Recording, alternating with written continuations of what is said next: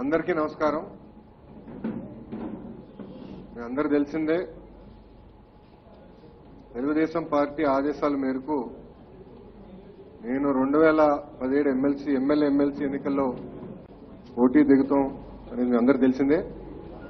దాంట్లో భాగంగా నాది నా కుటుంబ ఆస్తుల్ని ఎఫిడవిట్ ద్వారా ఎలక్షన్ కమిషన్ ఏదైతే ఫార్మాట్ ఇస్తుందో దాని ద్వారా నేను ప్రకటిస్తాం జరిగింది.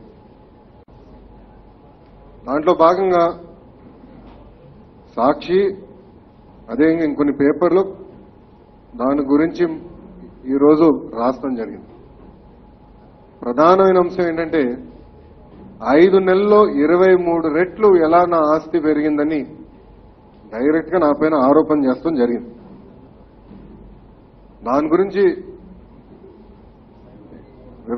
వివరాలు మీకు అందజేయాలనేదే నేను మీ అందరి ముందర వచ్చాను. మీ అందరికి ఇచ్చిన షీట్ లో చూస్తే మొదటి పేజీలో 5వ ఐటమ్ భారతదేశంలో ఏ రాజకీయ పార్టీ ఇవ్వని విధంగా, ఏ రాజకీయ నాయకుడు ఇవ్వని విధంగా గత 6 సంవత్సరాల నుంచి ఎవరు అడుగుపోయినా మా నాన్నగారు చంద్రబాబు నాయుడు గారు ఆయన ఆస్తులతో పాటు కుటుంబ సభ్యులందరి ఆస్తులు ప్రకటిస్తాం జరిగింది. 6 సంవత్సరాల నుంచి ప్రకటిస్తున్నాం.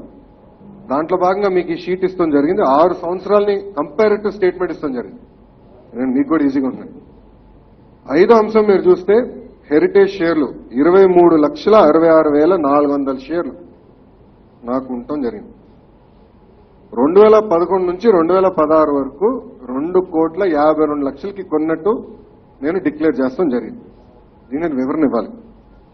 మీరు ఇక్కడ చూస్తే ఫైనాన్షియల్ ఇయర్ 92-93 నుంచి ఫైనాన్షియల్ ఇయర్ 2010-2012 అంటే దాదాపు 18 సంవత్సరాల నుంచి అనేక దశలో మేము హెరిటేజ్ షేర్లు కొనుక్కుంటాం జరిగింది. మా నాన్నగారు ఎప్పుడైతే ముఖ్యమంత్రి అయ్యారో 1995లో ముఖ్యమంత్రి అయ్యారో 1999లో ఆయనకి హెరిటేజ్ లో ఉన్న వాటా నాకు రాసిస్తాం జరిగింది. దాంట్లో భాగంగా నాకు అప్పుడు 11 లక్షల షేర్లు వచ్చినాయి. దాని తర్వాత నాకు వచ్చిన డబ్బులతో షేర్లు కూడా కొనడం జరిగింది. ఇక్కడ నేను చాలా క్లియర్ గా చెప్పాను. మీరు కింద నోట్ కూడా చూస్తే మేము మార్కెట్ వాల్యూ చెప్పట్లేదు. ఏ ధరకైతే మేము షేర్ కొన్నామో అంటే 1992లో షేర్లు కొంటే ఏ ధరకైతే నేను షేర్లు కొన్నానో అదే నేను ప్రకటిస్తున్నానని నేను పదే చెప్తాం జరిగింది.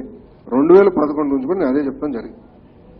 ఈ రోజు మీకు ఏమైందంటే అనేక కారణాల వల్ల అంటే హెరిటేజ్ ఆదాయం పెరుగుతామేమి, ఇంకో పక్కన మా రీటైల్ విభాగాన్ని ఫ్యూచర్ గ్రూప్ లో మర్జ్ చేసినందుకు కానివ్వండి, హెరిటేజ్ షేరు ఎప్పుడు లేని విధంగా ఆల్ టైమ్ హైకి వెళ్తాం జరిగింది. అంటే ఒక్కొక్క షేర్ దాదాపు 1100 నుంచి 1200 రూపాయలకి వెళ్తాం జరిగింది. ఇది మ్యాటర్ ఆఫ్ ఫ్యాక్ట్. అది ఎవరు వెళ్ళినా బీఎస్సీ ఎన్ఎస్సీలో చూడొచ్చు. దానివల్ల నా వాల్యూ అంటే నాకున్న వాటా 230 కోట్లకి వెళ్తాం జరిగింది. అంటే ఇది మార్కెట్ వాల్యూ. మేము గత 6 సంవత్సరాల నుంచి ప్రకటించేది ఏ ధరకి మేము కొన్నాము. అది ఎందుకు చెప్తామంటే పదే ఎందుకు చెప్తున్నా అంటే మార్కెట్ వాల్యూ అనేది పెరుగుతుంది, తగ్గుతుంది. మీరు ఈ షీట్కి వెళ్తే ఇక్కడ ఒక షీట్ ఉంది మీకు పొడుగ్గా. జనవరి 2010లో హెరిటేజ్ షేర్ వాల్యూ 191 రూపాయలు, 191 రూపీస్.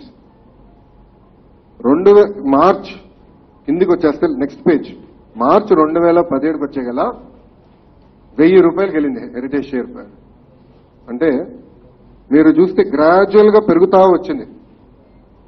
తెలుగుదేశం పార్టీ ప్రతిపక్షం ఉన్నప్పుడు కూడా పెరుగుతా వచ్చింది. అధికారంలోకి వచ్చినంటే హెరిటేజ్ షేర్లు పెరిగింది కాదు. తెలుగుదేశం పార్టీ ప్రతిపక్షంలో ఉన్న షేర్ ప్రైస్ పెరుగుతా వచ్చింది. ఇక్కడ మీరు చూస్తే ఇంక్రీజ్ ఉంది, డిక్రీజ్ ఉంది. అందుకే ఎప్పుడు మార్కెట్ వాల్యూ మేము ప్రకటించలేదు. ఏ ధరకైతే మేము కొన్నామో అదే ప్రకటిస్తాం జరిగింది. ఇది ఎందుకు చెప్తున్నానంటే ఈ రోజు హెరిటేజ్ షేర్ ప్రైస్ 8 రూపాయలు పెరిగిందండి. నాకు ఎన్ని షేర్లు ఉన్నాయి? 23 లక్షల షేర్లు ఉన్నాయి. 8 రూపాయలు పెరిగితే నా వాల్యూ ఎంత పెరిగింది? ఈరోజు 1,50,00,000 పెరిగింది. రేపు మళ్ళీ 10 రూపాయలు తగ్గచ్చు షేర్. అప్పుడు నా వాల్యూ ఎంత తగ్గుతుంది? 2,33,00,000 తగ్గుతుంది.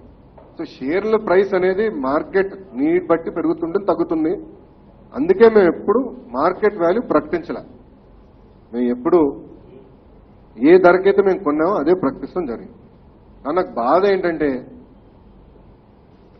ప్రజలకి ప్రభుత్వానికి ఒక అనుసంధానం చేయాలన్న ఆలోచనతో నేను శాసన మండలి అడుగు పెడతాను ఆలోచనలో ఉంటే కావాలని నా పైన దుష్ప్రచారం చేస్తాం జరుగుతుంది. నేను ఇక్కడ అడదలుచుకున్నాను.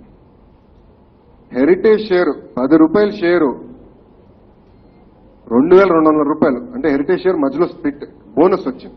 2013లో share to share company extra share ఇస్తాం జరిగింది. అనేక కంపెనీ ఇస్తే మా కంపెనీ కూడా ఇస్తాం జరిగింది. అంటే 10 రూపాయల షేరు 2000 రూపాయలు వెళ్ళినట్టు. ఎన్ని సంవత్సరాలు పెట్టింది? 25 సంవత్సరాలు పెట్టింది బోనస్ కలిపితే. అంటే 10 రూపాయల షేర్ 2200 రూపాయలకి 25 సంవత్సరాలు పెట్టింది. కానీ జగన్మోహన్ రెడ్డి గారి కంపెనీలో ఎన్ని సంవత్సరాలు పెట్టింది? 12 నెలలు. అంటే ప్రొడక్షన్ ప్రారంభం కాకుండా ముందలే 10 రూపాయల షేర్లు 1400 రూపాయలు అమ్ముకున్నారు. జగతి పబ్లికేషన్స్ ఏమి, ఇందిరా టెలివిజన్ ఏమి, భారతీ సిమెంట్స్ ఏమి. అంటే కమర్షియల్ ప్రొడక్షన్ రాకుండా ముందల 12 నెలల్లో 10 రూపాయల షేర్లు 1400 రూపాయలు వెళ్ళింది. హెరిటేజ్ షేర్కి ఎన్ని సంవత్సరాలు పెట్టింది? 20 సంవత్సరాలు. దాని గురించి ఎందుకు మీరు మాట్లాడరు? రెండోది, జగన్మోహన్ రెడ్డి గారి తండ్రి రాజశేఖర రెడ్డి గారు ముఖ్యమంత్రిగా 6 సంవత్సరాలు ఉన్నారు ఆంధ్ర రాష్ట్రానికి. ఆంధ్ర ప్రజలు దయవల్ల మా కుటుంబం దాదాపు 20 సంవత్సరాలు ఆంధ్ర రాష్ట్రాన్ని పరిపాలిస్తాం జరిగింది. కానీ ఏనాడైనా, నేను ఇక్కడ ఒకటే అడదలుచుకున్నాను, ఏనాడైనా నా పైన ఒక ఆరోపణ వచ్చిందా గతంలో? 2014 ముందల ఏనాడైనా నా పైన ఆరోపణ వచ్చిందా అన్నాడు? రాలేదు. ఎందుకు ఈరోజు కావాలని నా పైన బురద జల్లుతున్నారు? ఏం తప్పు చేయని నా పైన ఎందుకు మీరు బురద జల్లుతున్నారు? దయచేసి మీరు చెప్పాల్సిన అవసరం ఉంది. నేను గత 2 సంవత్సరాల నుంచి ఆస్తులు నేను ప్రకటిస్తున్నాను. నేను ఆ రోజు డిమాండ్ చేశాను, మీరు నిరూపించండి, చర్చకి జగన్మోహన్ రెడ్డి గారు రమ్మనండి, నేను సిద్ధంగా ఉన్నా, ఆయన ఆస్తులేంటో చర్చిద్దాం, నా ఆస్తులేంటో చర్చిద్దాం అని ఆ రోజు కూడా చెప్తున్నాను. కానీ రాలేదు. 23 420 కేసులు ఉన్నాయి జగన్మోహన్ రెడ్డి గారి పైన. 23 12 ఛార్జ్ షీట్లో ఆయన A1 ముద్దాయి. 12 ఛార్జ్ షీట్లో 16 నెలలు జైలుకి వెళ్లారు. ఆయన వల్ల 6 IAS ఆఫీసర్లు జైలుకి వెళ్లారు. 2 పారిశ్రామికవేత్తలు జైలుకి వెళ్లారు. అలాంటి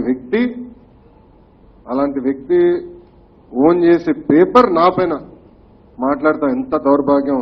దయచేసి ప్రజలందరూ ఒక్కసారి ఆలోచించాలని నేను మిమ్మల్ని అందరినీ కోరుతున్నా.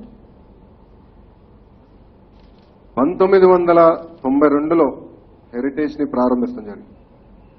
ఆనాడు మా నాన్నగారు ఆలోచన ఒకటే, రాజకీయాలపైన కుటుంబం ఆధారపడకూడదు, డబ్బుల కోసం సొంతంగా వ్యాపారం చేసుకోవాలి, వ్యాపారం చేసుకుంటే దాంట్లో వచ్చే ఆదాయం డివిడెండ్ ద్వారా పైకి ఎదగాలనే ఆలోచనతో 1992లో ప్రారంభించారు. 1992లో చంద్రబాబు నాయుడు గారు ప్రతిపక్షంలో ఉండే, అధికారంలో కొట్టలేరు. ఆనాడు ప్రారంభించిన కంపెనీ ఒక సిస్టమేటిక్ మేనర్ గా గ్రోత్ ఉంది. ఈ రోజు మీరు చూస్తే భారతదేశం ఉన్న అన్ని డైరీ కంపెనీలు ఆదాయం ఉంది, ఒక హెరిటేజ్ కే కాదు. హ్యాట్సన్ అని సౌత్ ఇండియాలో మాకు పోటీ చేసే కంపెనీ మాకు ఎక్కువ వాల్యూ ఉంది. దాదాపు 5,000 కోట్లు విలువ అవ్వాలి ఓవరాల్ గా, మాదొక 3,000 కోట్లు ఉంది హ్యాట్సన్. సో ఇది ఒకటి ఒక హెరిటేజ్ షేర్ ప్రైసే కాదు, డైరీ సెక్టర్ అంతా కూడా బాగా జరుగుతుంది. అందుకే నేను పదే ఒకటి చెప్తున్నా, నీతి నిజాయితీగా రైట్ రాయల్ గా సంపాదించే మార్గాలు మా నాన్నగారు మాకు చూపించారు. మీలాగా తప్పులు చేసి క్విట్ ప్రోకోలో ఇన్వాల్వ్ అయ్యి డబ్బులు సంపాదించాల్సిన అవసరం నాకు లేదు, మా కుటుంబ సభ్యులు ఎవ్వరికీ లేదని నేను మీకు విజ్ఞప్తి చేస్తున్నా. చివరిగా ఈరోజు మీరు చూస్తే మా నాయకుడు, మా నాన్నగారు చంద్రబాబు నాయుడు గారి పైన దాదాపు 40 కేసులు వేశారండి. కేసులను అనండి, హౌస్ కమిటీ అనండి, SLP అనండి, అనేక గత 20 సంవత్సరాల్లో దాదాపు 40 కేసులు వేశారు. కానీ కనీసం ఒక్క కేసు నిరూపించలేకపోయారు. అంటే మీరు అసమర్థులా, లేదంటే చంద్రబాబు నాయుడు గారు ఏం తప్పు చేయలేదు అనేది మీరు కూడా దీనికి వివరణ ఇవ్వాల్సిన అవసరం. 40 కేసులు హౌస్ కమిటీలు దాదాపు 11 వేశారు, 27 కేసులు వేశారు, ఎస్ఎల్పీలు వేశారు సుప్రీంకోర్టులో. సుప్రీంకోర్టు వరకు కూడా వెళ్ళి ఏం నిరూపించలేకపోయారు. నేను ఇక్కడ ఒకటే కోరుతున్నా, ఒక పద్ధతి ప్రకారం మేము వ్యాపారం చేసుకుంటూ వెళ్తున్నాం. గత 6 సంవత్సరాలుగా ఆస్తులు మేము ప్రకటిస్తున్నాం.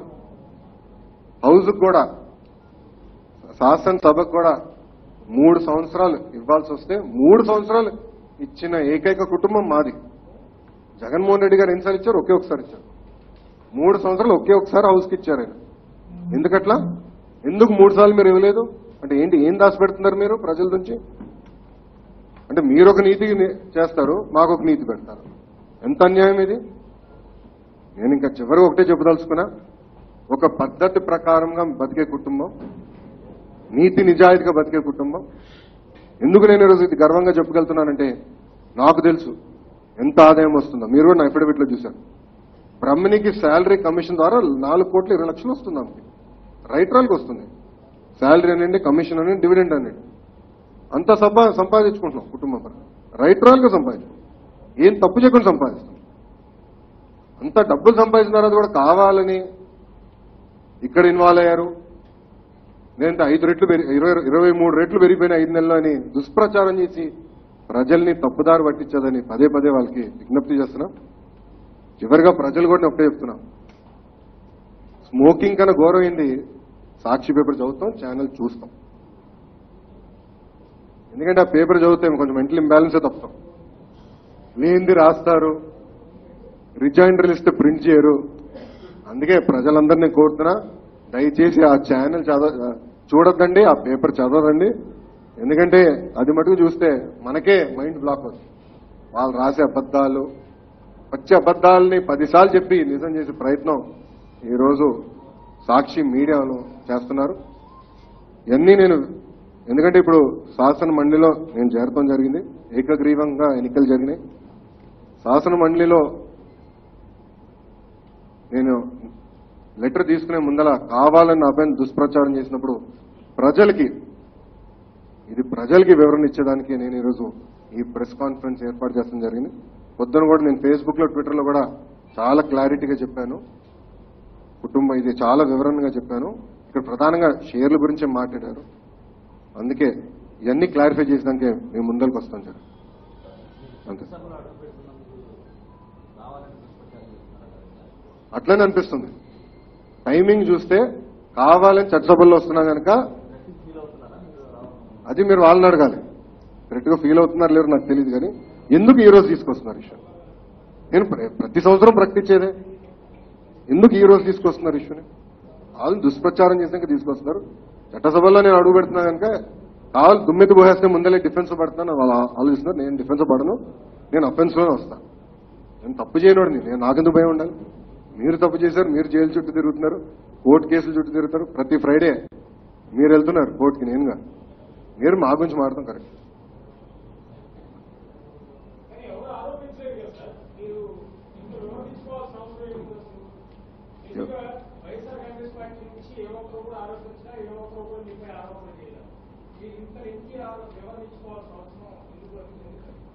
ఈరోజు సాక్షి పేపర్ ఎవరిది?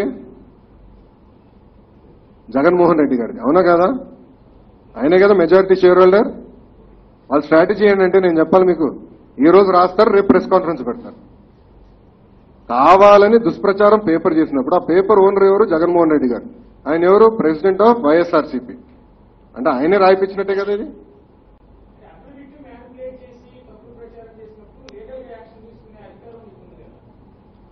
అది నేను ఎటుగో వాళ్ళ పైన కేసు వేయాలా వేయకూడదు అది నేను డిసైడ్ చేస్తా. కానీ నేను కేసు గురించి కదా ప్రజలు నేను వివరణ ఇస్తున్నా.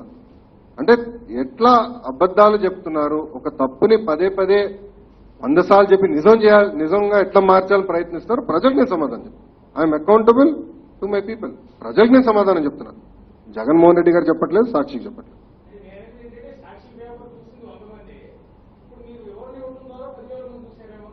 తప్పేం లేదు కదా, 10,000 మందికి నేను వివరణ ఇవ్వాలి, పర్వాలేదు. ఎందుకంటే ఒక్క నిమిషం ఎందుకంటే నేను నాకు సమాధానం చెప్పాల్సిన బాధ్యత నా పైన ఉంది. ఎందుకంటే చట్టసభలకు పంపించారు ప్రజలు. ఈరోజు వాళ్ళు పంపించినప్పుడు సమాధానం నేను ప్రజలకు చెప్పాలి.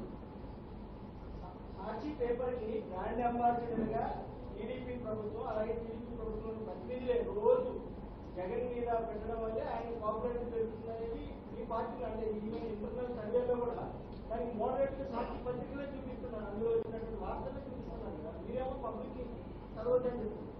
గురుగారు ఈరోజు సాక్షి పేపర్ వల్లనే జగన్మోహన్ రెడ్డి గారు జైలుకి వెళ్ళారు, అది గుర్తుపెట్టుకోవాలి మనం. మా ఇంటర్నల్ సర్వేస్ నాకు తెలుసు ఎక్కడ అది రాలేదు. సాక్షి పేపర్ టీడీపీ వాళ్ళ పబ్లిసిటీ రాలేదు జగన్మోహన్ రెడ్డి గారికి. ఆయన ఎన్నికల్లో ఎట్లా పరాజయం అవుతారో మీరే చూస్తారు. 2019లో కూడా నాకు ఎలాంటి సందేహం లేదు. సాక్షి పేపరు, సాక్షి ఛానళ్ళు, భారతీ సిమెంట్స్ వల్లనే ఈరోజు ఆయన జైలుకి వెళ్తాం జరిగింది. సో దానికి ఎలాంటి సందేహం అవసరం లేదు మీకు.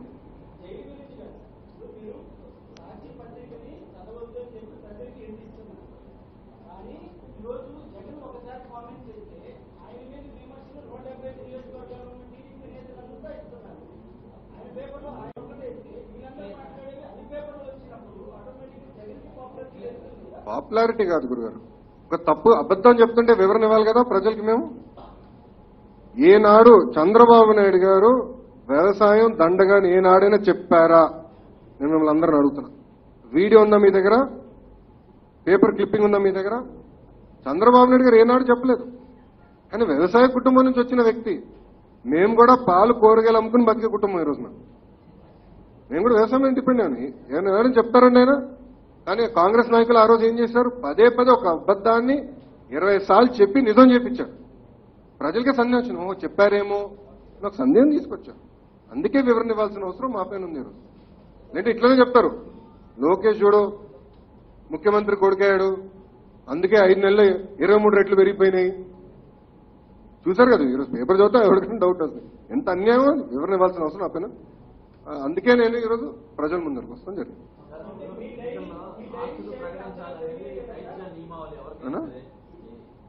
చట్టసభలకి ఆస్తుల విలువలన్నీ ప్రతి సంవత్సరం ప్రకటించాలనేది నైతిక విలువలు అని మీరు ప్రకటిస్తున్నారు. ప్రకటించడానికి అందరూ బాగానే ఉన్నారు, ప్రకటించడం మీద ఎటువంటి ఆలోచన ఉంటాయి. అందుకే అంటున్నాను కదా, ఆయన కూడా ప్రకటించాలి. 3 సంవత్సరాలు అయింది, ఆయన ఇంకా ప్రకటించలేదు.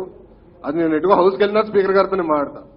హౌస్ లో అడుగు పెట్టినా నేను స్పీకర్ గారితో డిస్కస్ చేస్తాను. ఎందుకంటే ఇది చాలా సీరియస్ గా తీసుకోవాల్సిన అవసరం. అది వాళ్ళని అడగండి, నాకేం తెలుస్తుంది. ఆయన భయపడుతున్నారో భయపడలేదో నాకని ఆయన వైకాపా నాయకులు అడగండి, వాళ్ళే వివరణ ఇస్తారు.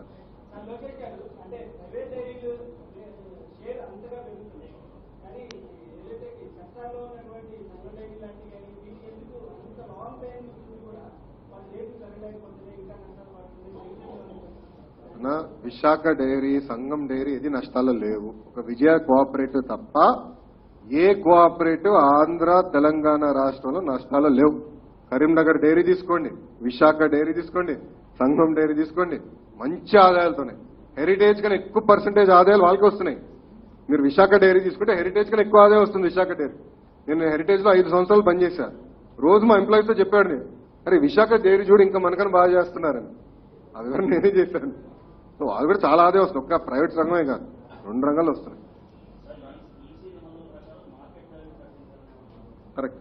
ఈసీ నిబంధనల ప్రకారం మార్కెట్ వాల్యూ ప్రకటించమంటారు as of cut off date. అందుకే మార్కెట్ వాల్యూ మేము ప్రకటిస్తాం జరిగింది. Market value on the day I think ఒక ఫార్ములా ఉంది సార్, నాకు కరెక్ట్ గా తెలియదు. 3 months on the day of listing is face value. అంటే ఏ ధరకైతే నేను కొన్నాను ఈ రోజు ధర ఏంటనేది వాళ్ళు అడుగుతారు. ఈసీ అడిగేది ఈ రోజు రేటు. సో ఈ రోజు ఫ్యాక్చువల్ రిప్రజెంటేషన్ ఇవ్వండి.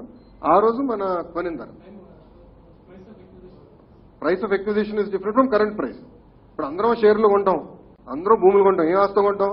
పెరుగుతుందని కొంటాం, అంతే కదా. అందరూ ఎవరన్నా వ్యాపారం చేసేప్పుడు కొనేది ఏంటంటే పెరుగుతుందని.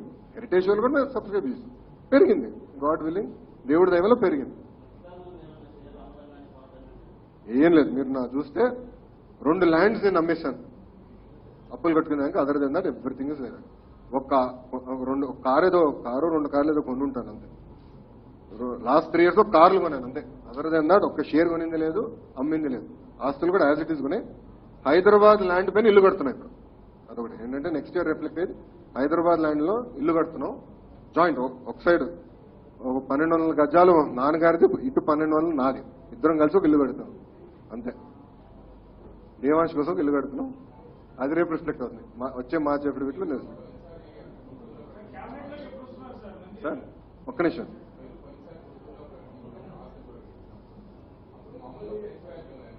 అవును, ఇప్పుడు మార్కెట్ గత 6 సంవత్సరాల నుంచి మేము అనౌన్స్ చేసేది ఫేస్ వాల్యూ. అంటే ఏ వాల్యూకి మేము కొన్నామో కొన్న వాల్యూ. ఇప్పుడు ఎలక్షన్ కమిషన్ మేము ఇచ్చేది కరెంట్ మార్కెట్ వాల్యూ. ఎందుకంటే మీరు చూస్తే మార్కెట్ వాల్యూ కూడా మీరు చూస్తే 2010 నుంచి ఎలా మూవ్ అవుతుందో మీరు చూస్తున్నారు. సో ఫ్లక్చుయేషన్స్ పైకి వెళ్ళింది, కిందికి వెళ్ళింది. అందుకే ఫేస్ వాల్యూ ఇచ్చాం. పడిపోయింది కూడా పోయినప్పుడు ఏం సమాచారం బాగా తగ్గిన సందర్భాలు ఏమున్నాయి? బాగా ఉన్నాయి కదా, 2013లో తగ్గినాయి, క్లియర్గా ఉన్నాయి దాంట్లో. ఓకే అండి, అది మా పార్టీ నిర్ణయిస్తుంది. పార్టీ నిర్ణయించినప్పుడు నేను క్యాబినెట్ లోకి వస్తాను. ఏంటండి అది మీరు వాళ్ళే అడగాలి క్యాబినెట్ లో. అంటే ఈ యొక్క దాని వల్ల ఎంత అన్యాయం అని చెప్పండి మీరు. అందుకే ఊర్లో దొంగోడికి అందరు దొంగల్లాగానే కనపడతారు. అందుకే జగన్మోహన్ రెడ్డి గారికి ఏం చూసినా అవినీతిలాగానే కనపడుతుంది. అలా ఉంటుంది. ఓకే అండి.